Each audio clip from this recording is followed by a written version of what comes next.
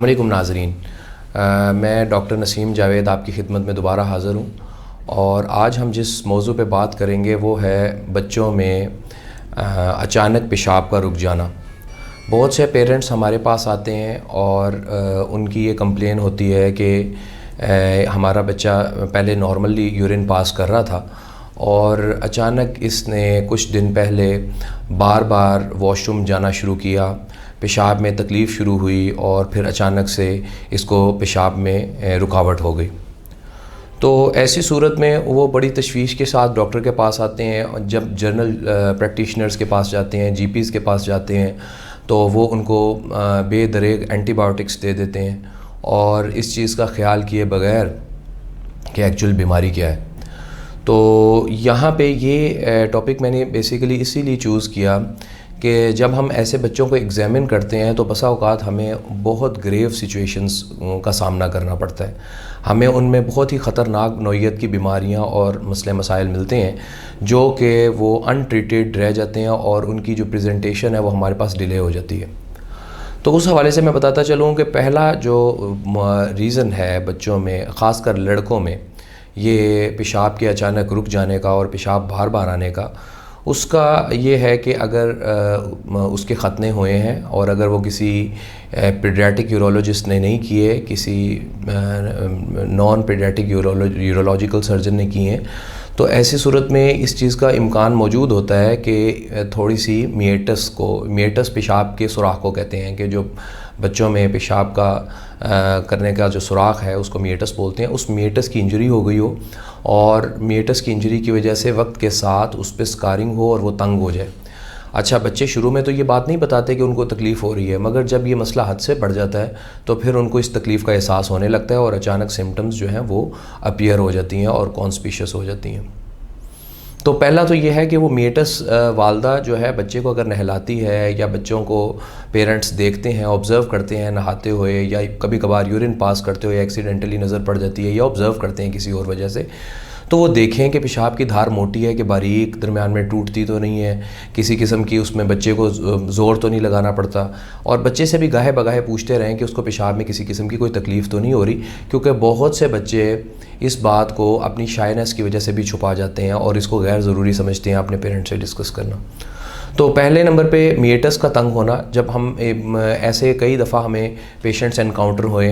कि जिसमें मरीज़ तकरीबन कोई 6 महीने से साल से इन्वेस्टिगेट हुआ था, उसके बहुत से टेस्ट हो गए थे, अल्ट्रासाउंड, MCUG वगैरह वगैरह,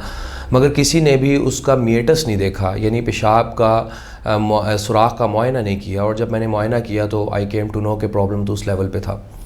तो इसलिए पेरेंट्स से दरख्वास्त है कि जब भी इस तरह का मामला हो तो बेदरेग एंटीबायोटिक स्टार्ट करने से पहले एक दफ़ा क्वालिफाइड पीडियाट्रिक यूरोलॉजिस्ट को ज़रूर चेक करवाएं या ओपिनियन ले लें, या जो मैं वीडियोस बना रहा हूँ ये भी आपके लिए इंफॉर्मेटिव है और आप इनके बाद जब आपका नॉलेज अचीव हो जाएगा तो आप ये ख़ुद चीज़ें मैनेज भी कर सकेंगे। तो ऐसी सूरत में आप एक बच्चे का एक अच्छे पीडियाट्रिक रेडियोलॉजिस्ट से, किसी ऐसे कंसल्टेंट रेडियोलॉजिस्ट से जिसका बच्चों को अल्ट्रासाउंड करने में तजर्बा रहा हो, उससे एक अल्ट्रासाउंड करवाएं, उसमें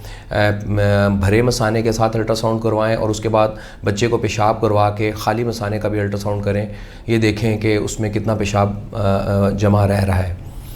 और इसमें एक बात और भी जो अहम है वो ये कि आप जो है इस बच्चे का यूरिन कंप्लीट एग्जामिनेशन भी करवाएं। यूरिन कंप्लीट एग्जामिनेशन एक सस्ता, नॉन इन्वेसिव, बहुत इजीली अवेलेबल टेस्ट है जो किसी भी लेबॉर्ट्री से नहायत कम पैसों में करवाया जा सकता है। तो अगर आप ये यूरिन कंप्लीट और एक अल्ट्रासाउंड टेस्ट करवा लेते हैं तो बहुत सी बातों का पता चल जाता है, और उसके बाद ये 2 टेस्ट आप लेकर पीडियाट्रिक यूरोलॉजिस्ट के पास आएँ, हमारे पास आएँ, या किसी भी क्वालिफाइड पर्सन जिसका इस चीज़ के हवाले से एक्सपीरियंस रहा हो उसके पास जाएं, और उससे अगले स्टेप का फ़ैसला होगा कि अगला मरहला हमने क्या तय करना है, हमने नेक्स्ट इन्वेस्टिगेशंस कौन सी करवानी है। तो ये जो है पहली बात जो मैं अपने नाज़रीन में बच्चों के वालिदैन को बताना चाहूँगा। दूसरी बात यह है कि बसा औक़ात ये होता है कि गुर्दे में, मसाने में बच्चों में पथरी बन जाती है, और वो पथरी बसा औक़ात इतनी छोटी होती है कि वो बच्चे को तंग नहीं करती, गुर्दे से मसाने में भी आ जाती है और जब बच्चा कंप्लेन करता है पेन की, तो ज़्यादातर बच्चे अपनी पेन को किडनी की हद तक लोकलाइज़ नहीं कर पाते। वो ये नहीं कहेंगे कि मुझे अपने एब्डोमेन के इस हिस्से में दर्द हो रही है या फ्लैंक पे पेन हो रही है, बल्कि वो ये कहेंगे कि हमें पेट में दर्द हो रही है। अपना हाथ का जो इशारा है वो अपने पेट की तरफ करेंगे। तो ऐसी सूरत में एब्डोमिनल पेन की एक जनरल सी सिम्टम्स पेरेंट्स फील करते हैं, और जब वो मुख्तलिफ जीपीज़ के पास जाते हैं तो वो उनको पेन किलर दे देते हैं, एंटीबायोटिक दे देते हैं। अगर वो रीनल स्टोन हो भी तो समटाइम्स वो पास आउट होकर ब्लैडर में आ जाती है, ब्लैडर से निकलती है तो जब यूरेथ्रा में आती है तो बस औक़ात यूरेथ्रा के मीएटस पे या पेशाब की नाली में फंस जाती है और वो एक्यूट ऑब्स्ट्रक्शन हो जाती है। और वो फिर क्या होता है कि जब वो पेशाब की रुकावट होती है तो नाली जब डालने की कोशिश करते हैं तो फिर यहाँ पे ख़राबी कि ज़्यादातर जो जनरल प्रैक्टिशनर्स हैं या जो जनरल सर्जन्स हैं उनको इस चीज़ का आइडिया नहीं हो पाता, और वो अगर गलत तरीके से नाली डालने की कोशिश करें तो वो यूरेथ्रा को डैमेज करते हैं, और जब वो डैमेज करते हैं तो स्टोन तो निकलता नहीं, मगर इसके साथ ही जो एक यूरेथ्रा डैमेज है वो भी एक ऐड ऑन हो जाता है बीमारी में, और उसका इलाज करना भी एक नहायत डिफ़िकल्ट काम है, और वो भी फिर उसके बाद नेक्स्ट मरहले में करना पड़ता है। और उसके नतीजे में मसाने के ऊपर नाली डाल के मसाने को खाली करना पड़ता है, और ख़ाली करते हैं जब हम तो उसके बाद एक्सरे करवाते हैं। अब यहाँ पे एक्सरे में भी एक बहुत बड़ी प्रॉब्लम आ जाती है कि एक्सरे जब हम KUB करवाते हैं तो मेजॉरिटी लैब्स वाले ये कभी तसव्वुर नहीं करते कि पेशाब की नाली में पथरी फंसी होगी, तो वो इस तरीके से एक्सरे करते हैं KUB का कि जिसमें उज़्वे तनासल का जो हिस्सा है वो नज़र नहीं आता, यानी उनको मिड थाई तक एक्सरे करना चाहिए। तो हमें पेरेंट्स को बसा औक़ात ये बताना पड़ता है, अगर हम लिख भी दें अपनी स्लिप पे कि एक्सरे KUB इंक्लूडिंग जेनिटेलिया, यानी एक्सरे एक लोअर बॉडी का करवाया जाए जिसमें उज़्वे तनासल का हिस्सा शामिल हो, तो वो अक्सर एक्सरे टेक्नीशियंस और अक्सर एक्सरे में जो करने वाले लोग हैं वो मिस कर जाते हैं। वो दे डोंट अंडरस्टैंड कि हम क्या पूछना चाह रहे हैं और मरीज़ को क्या पैथोलॉजी है और उस कॉन्टेक्स्ट में हमने किस नौइयत का एक्सरे करना है। तो ये मरहलावार वो तमाम प्रॉब्लम्स हैं जो कि हम डेली बेसिस पे ऑब्ज़र्व कर रहे हैं, और बहुत मैस लेवल पे इसका ये जो है इंसिडेंस है, इसका प्रेवलेंस बहुत ज़्यादा है इस प्रॉब्लम का, और उसी हिसाब से लोगों में अवेयरनेस जो है वो इतनी नहीं है। ना सिर्फ लोगों में अवेयरनेस की कमी है, बल्कि इससे मुतल्लिका एक्सरे टेक्नीशियंस में, एक्सरे डिपार्टमेंट्स जो हैं उनके जो पर्सनल है वो इतना वेल अवेयर नहीं है, और इवन रेडियोलॉजिस्ट जो हैं उनका पीडियाट्रिक रेडियोलॉजी के हवाले से एक्सपीरियंस कम है, तो वो इस चीज़ को अप्रिशिएट नहीं कर पाते। तो अगली बात जो है मैं पेरेंट्स को ये बताऊंगा कि जो एक और पेशाब में रुकावट की वजह है वो है जो है वो निगलेक्टेड PUVs।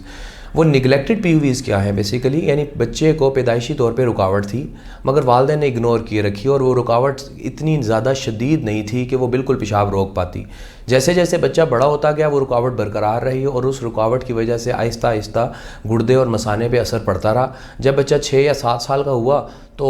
वो अचानक पेशाब रुक गया,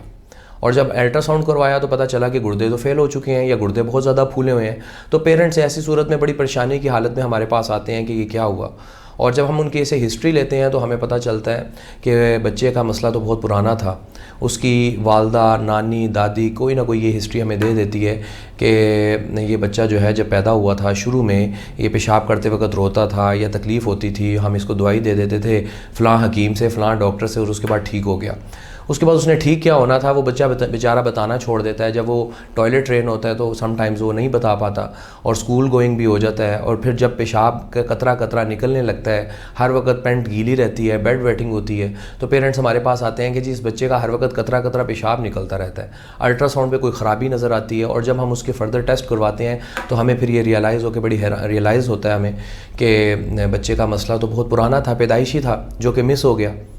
तो ये एक दूसरी रुकावट की वजह है। तीसरी रुकावट की वजह ये होती है कि बच्चे को किसी और वजह से पेशाब की नाली डली। मिसाल के तौर पे बच्चे का अपेंडिसाइटिस का ऑपरेशन हुआ, बच्चे का कोई दिल का मसला था उस हवाले से ऑपरेट हुआ, तो जिसने नाली डाली यूरिन आउटपुट मोनीटर करने के लिए, पेशाब की मिकदार का तयन करने के लिए, तो उसने रफली डाली, उसने इस तरीके से डाली, जेल नहीं डाली या ट्रामा कर दिया, अंदर ज़ख़म बना दिया। अब जब वो कैथीटर निकालते हैं और ज़ख़म बन जाता है तो वक्त के साथ साथ वो जब हील होता है तो वो वहाँ पे पेशाब का जो रास्ता है वो तंग हो जाता है, और that leads to a stricture formation. तो ये भी हम अक्सर ये प्रॉब्लम्स देखते हैं कि जो है वो हमें फेस करना पड़ते हैं कि बच्चों के हवाले से क्या यूरिथ्रल स्ट्रिक्चर जो बन जाता है वो इसी वजह से बना होता है कि उसकी कोई पास्ट मेडिकल हिस्ट्री होती है।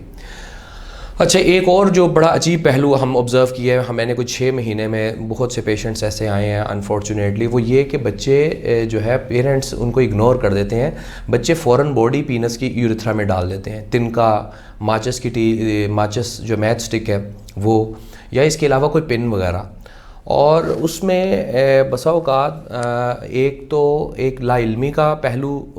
नुमायाँ होता है, दूसरा समटाइम्स सेक्सुअल अब्यूज़ की हिस्ट्री भी होती है कि बच्चे को कोई जो एडल्ट है वो उसको इस चीज़ की तरफ राग़ब करता है और इस चीज़ की तलकीन करता है कि वो अपने उज़्व तनासुल को टच करे, और उससे जब इस चीज़ से शहवानी लज़्ज़त आने लगे तो वो बच्चा इस चीज़ की तरफ माइल हो। तो अब वो बच्चा क्या करता है कि समटाइम्स एक फ़ौरन बॉडी ले लेता है, जैसे कि तिनका, माचिस की तीली, पिन वगैरह, और वो जब उसको उससे छेड़खानी करने लगता है, उससे टच करता है, और उसके नतीजे में समटाइम्स वो उसको इंजर कर लेता है, या पिन पूरी की पूरी अंदर चली जाती है। और जब वो अंदर चली जाती है तो वो अचानक बच्चा घबरा जाता है और पेन शुरू हो जाती है, कभी कभार ब्लीडिंग होती है। तो ऐसे मामलात में पेरेंट्स बड़े घबराए हुए लेकर आते हैं, और वो फिर हिस्ट्री सही बताते नहीं कि ये कैसे पिन गई। वो आएँ बाएँ शाएँ करेंगे ज़्यादातर, और वो ये हमें बड़ी मुश्किल होती है इस चीज़ को इन्वेस्टिगेट करने में कि एक्चुअल बच्चे के साथ क्या हुआ। तो ऐसी सूरत में हमें एंडोस्कोपिकली यानी कैमरे की मदद से उसको पकड़ के निकालना पड़ता है, उसको फर्दर इन्वेस्टिगेट करना पड़ता है, फैमिली की पूरी साइकोलॉजिकल इवैल्यूएशन करवानी पड़ती है, क्योंकि आपको पता है कि हमारे माशरे में चाइल्ड अब्यूज़ बहुत कॉमन है। तो ये एक अनदर रीज़न है। और जो मैं अपने नाजरीन से कहूँगा कि बीइंग अ पेरेंट, या हमेशा बच्चों पे नज़र रखें कि जो बच्चे हैं वो अपने से बड़ी उम्र के लड़कों के साथ ना खेलें, और वो जहाँ पे भी मदरसे में, स्कूल में, ट्यूशन में, कहीं पे भी जाते हैं तो उनकी जो एक्टिविटीज़ हैं वो हेल्थी हों, वो वालिदैन से ज़्यादा छुप के जो है वो इन एक्टिविटीज़ में इन्वॉल्व ना हो।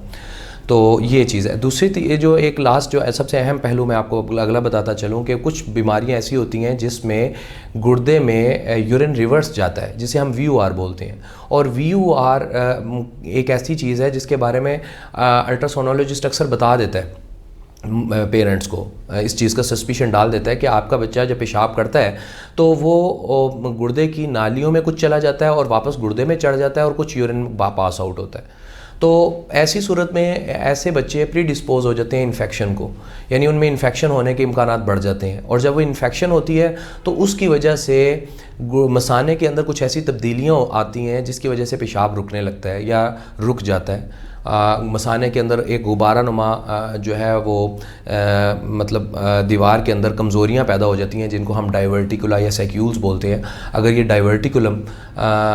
बड़े हो जाएं तो वो पेशाब में रुकावट पैदा करते हैं। तो ये सारी चीज़ें हम प्रॉपर इन्वेस्टिगेशंस के बाद ही डिसाइड कर सकते हैं। तो ज़रूरत इस अमर की है कि आप जब भी बच्चे को इस तरह की प्रॉब्लम्स हों तो आप अप फ्रंट एंटीबायोटिक देने के, किसी हकीम या क्वैक के पास जाने के, इसको एक क्वालिफाइड रेलेवेंट स्पेशलिस्ट के पास लेके आएँ, ताकि बच्चे का बर वक्त इलाज हो सके और आपका वक्त और कीमती सरमाया बचे। तो बहरहाल इसके अलावा जो भी आपकी क्वेरीज़ हों, आपके क्वेश्चंस हों, वो आप प्लीज़ कमेंट में ज़रूर बताइएगा। मैं उनको आंसर करूँगा और कोशिश करूँगा कि उस पर एक नेक्स्ट वीडियो बनाऊँ। तो बहरहाल मुझे और मेरी पूरी टीम को, इन्फो फॉर पेशेंट्स की जो पूरी टीम है हमारी, उनको आप इजाज़त दीजिए और हमें हमारे चैनल को सब्सक्राइब कीजिएगा। Thank you.